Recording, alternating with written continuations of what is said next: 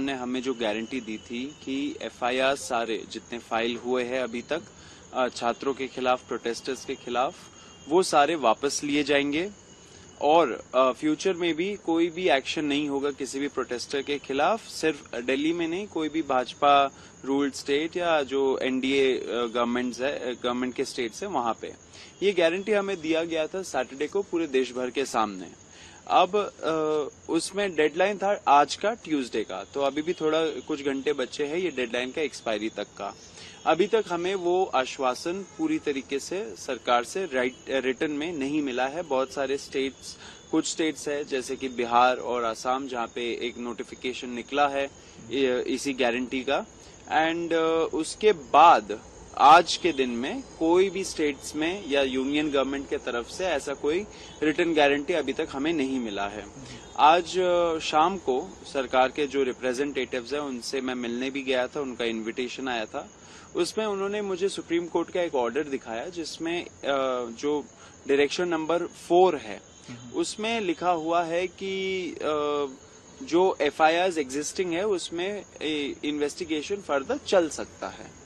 अब मुझे ये नहीं पता कि मतलब कि अब सरकार ने बोला कि क्योंकि ये है रिटन ऑर्डर सुप्रीम कोर्ट का, इसके वजह से मैटर सब जुडिस हो गया है। मैंने बोला आप लोग गारंटी देंगे रिटर्न में या नहीं देंगे? अभी तक उनके तरफ से कोई जवाब नहीं आया है।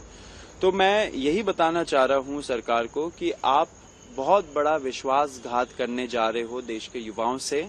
हम लोगों ने डिक्लेयर किया है कि हमें ऐसा कोई भी ऑर्डर जिसमें जो हमें एक गारंटी दिया है सरकार ने उसका उल्लंघन हो, वैसे कोई भी ऑर्डर या कोई भी डिसीजन स्वीकार नहीं है। छात्रों को जो आपने वादा किया था वो वादा आप रखिए, एंड हम चाहते हैं कि आगे भी चल के अगर कोई भी डिसीजंस होते हैं छात्रों के हित में अगर आप लेते हो और अगर आपने उसको प्रॉमिस किया है तो वो आप रखिए।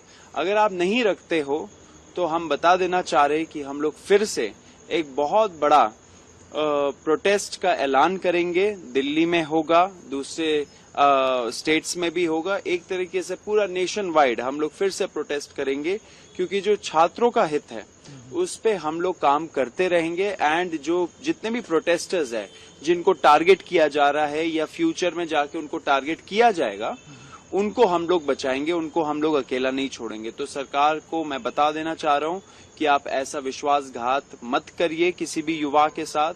आपने जो वादा किया है वो आप फुलफिल करिए। अगर आप नहीं करते हो तो फिर से छात्र एक बार रास्तों पे उतरेगा।